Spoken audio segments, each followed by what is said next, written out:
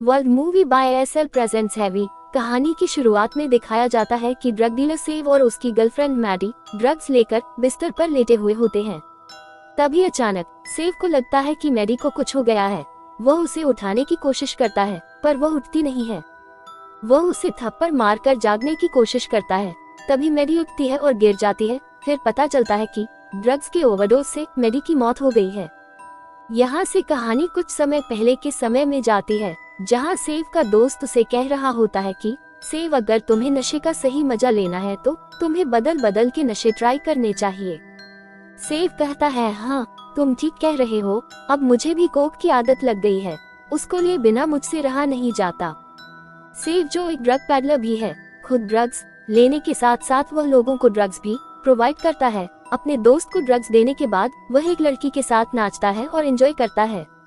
उसकी girlfriend Maddie को पता लग जाता है कि रात को पार्टी में सेव ने एक लड़की के साथ सेक्स किया था। वह उसको डांटती है। मैडी कहती है कि तुम कभी सुधर नहीं सकते। इस पर सेव कहता है, बेबी सॉरी, मैं तुम्हें बहुत प्यार करता हूँ, इस बार मुझे माफ कर दो। मैडी कहती है कि मुझे कुछ समय अकेला रहना है। ये कहकर वह वहाँ से चले जाती है। अगले दिन मैडी अपनी एक दोस्त के पास जाती है जो कहती है कि तुम्हें नहीं लगता कि सेव तुम्हारा फायदा उठा रहा है। मैडी कहती है, ऐसा नहीं है, बस उससे उसका धड़कन कंट्रोल नहीं होता है, वह मुझसे बहुत प्यार करता है। मैडी आगे बताती है कि 16 साल की उम्र में सेव के भाई को उसकी दादी ने घर से बाहर निकाल दिया था, जिसकी वजह से सेव अकेला रह गया था और उसका बाप एक महा घटिया इंसान था, जिसकी वजह से उसने ये सब हरकतें करना चालू कर दिया था। उधर मैडी के जाने से परेशान सेव, जो नशे का आदी है, खुद को नशे का एक इंजेक्शन लगाता है। उधर मैडी अपनी दोस्त को बताती है कि वह सैफ के बिना नहीं रह सकती, चाहे वह कितनी भी लड़कियों के साथ अपना थरकपन मिटाए।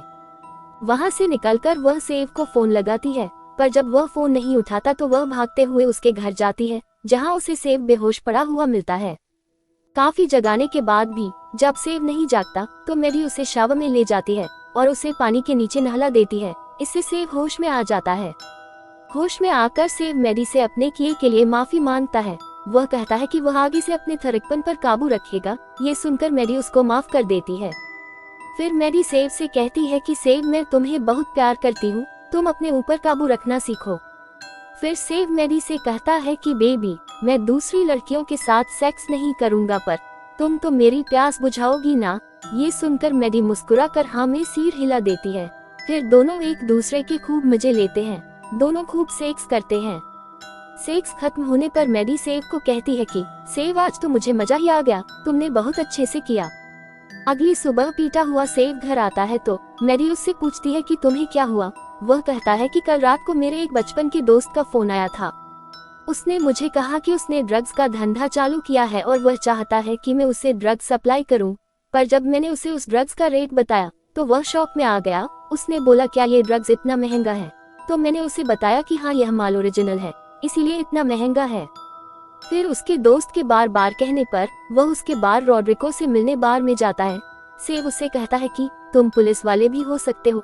तो रॉड्रिको उससे कहता है कि नहीं, मैं पुलिस वाला नहीं हूँ, तुम्हारे माल की क्वालिटी अच्छी है, इसीलिए मैं डेविड के साथ तुमसे मिलने आया हूँ। सेव आगे मैडी को बताता है कि फिर रॉड्रिगो उसको ऊपर एक कमरे में ले जाता है और उसके सामने पैसों से भरा बैग रखकर कहता है कि मुझे माल चाहिए। वहाँ से रॉड्रिगो के लिए माल लेने के लिए सेव अपने सप्लायर के पास जाता है। बढ़िया है, उसको वह कुछ पैसे देता है और बाकी का उधार करके वह माल ले आता है। माल की डिलीवरी के लिए वह लोग सेव को एक मोटल में बुलाते हैं। वहाँ पर पहले से ही 2 लोग हैं जिन्होंने रॉड्रिगो के बंदों को बांध के रखा हुआ होता है।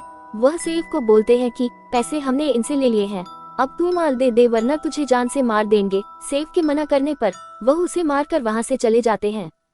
सेव मैडी को बताता है कि वह देव था जो रॉड्रिगो के पैसे लेकर और मुझे बेहोश करके वहाँ से भाग गया था। रॉड्रिगो बहुत ही खतरनाक आदमी है, हमें संभाल कर रहना होगा। इस पर मैडी कहती है कि बेब, तुम बहुत टेंस लग रहे हो, आओ मैं तुम्हारी थकान उतार देती हूँ। इस पर सेव उसे कहता है कि बेब, मुझे ड्रग्स का हाई डोज चाहिए। मैडी उससे रहती है कि ये रिस्की हो सकता है, पर सेव कहता है कि वह संभाल लेगा। सेव के बहुत जिद करने पर मैडी उसके लिए ड्रग्स का इंजेक्शन बनाकर उसको लगा देती है। इंजेक्शन लगवाकर सेव को बहुत मजा आता है। ये देखकर मैडी भी अपने आप को इंजेक्शन लगाकर वही रिलैक्स होकर सो जाती है। कहानी अब वर्तमान समय में आ जाती है, जहां जब मैडी नहीं उठाती तो सेव उसे अस्पताल लेके जाता है, जहां डॉक्टर मैडी को मृत घोषित कर देते हैं। मैडी की मौत के बाद पुलिस वहां आती है। वह सबको अपने साथ थाने आने को बोलती है, जिससे सेव बहुत बुरी तरह डर जाता है और अंदर जाकर ड्रग्स लेना चालू कर देता है। अब सेव बहुत पछताता है। ड्रग्स ने उससे सबसे कीमती चीज छीन ली होती है। वह रोता है, चिल्लाता है, पर अब कुछ नहीं हो सकता था। अगले दिन वह अपने सप्लाई यूरी के पास जाता है और उससे कहता है कि रोड्रिको, डेविड इन सबको मरना होगा। वह रोड्रिको और डेविड की वजह से ही वह इतनी टेंशन में आ गया था, जिसकी वजह से उसने इतनी हैवी डोज ली और जिसकी वजह से मैडी मारी गई। फिर वह यूरी को अपना छोटे भाई को ढूंढने को बोलता है। यूरी के वहां से फिर वह एक मोटर में पहुंचता है और एक कमरे में जाकर गोली चला देता है। फिर वह उन दोनों को आपस में एक दूसरे को बांधने को बोलता है। फिर वह उन दोनों से पूछता है कि तुम्हें हमें लूटने के लिए किसने भेजा था। वह बताते हैं कि हमें ये सब करने को डेविड ने बोला था। फिर सेव उस आदमी को डेविड को फोन करने को बोलता है, पर डेविड उसका फोन नहीं उठाता है। फिर वह पूछता है कि तुमने पैसा कहाँ छुपाया है, तो वह बताता है कि टॉयलेट के ऊपर वाली सीट पर।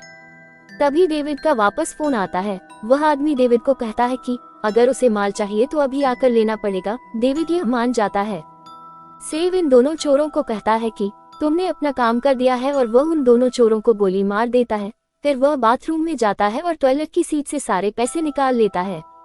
फिर कुछ देर बाद डेविड वहां आता है। वह सेव से कहता है कि आज जो मेरी हालत है उसकी जिम्मेदार तुम हो। तुमने ही मुझे नशे की आदत डलवाई थी। डेविड सेव से कहता है कि तुम मेरे दोस्त हो, मुझे माफ कर दो। इस पर सेव कहता है नहीं, मैं एक शैतान हूँ, और वह डेविड को गोली मार देता है। फिर वहां से सेव अपने भाई से मिलने कॉलेज जाता है, जो आर्किटेक्चर की पढ़ाई कर रहा होता है। दोनों आपस में काफी बातें करते हैं। सेव अपने भाई को बैंक लॉकर की एक चाबी देता है। वह कहता है कि तुम्हें अगर कभी भी पैसे की जरूरत हो तो तुम इसमें से निकाल लेना। इस पर सेव का भाई पहले मना करता है, फिर चाबी ले लेता है। फिर वापस घर आकर मैडी को याद करते हुए वह खुद को नशे का एक इंजेक्शन लगता है। उधर दूसरी तरफ यूरी के आदमी रोड्रिको को ढूंढ लेते हैं और जूरी रोड्रिको को गोली मार देता है। एक बार जब मैडी ने सेव से पूछा था कि तुम कैसे मरना चाहोगी, तो उसने बताया था कि वह गोलियों की बारिश में मरना चाहेगा। तभी न्यूयॉर्क पुलिस के लोग अंदर आते हैं और क्रॉस फायरिंग में सेव मारा जाता है।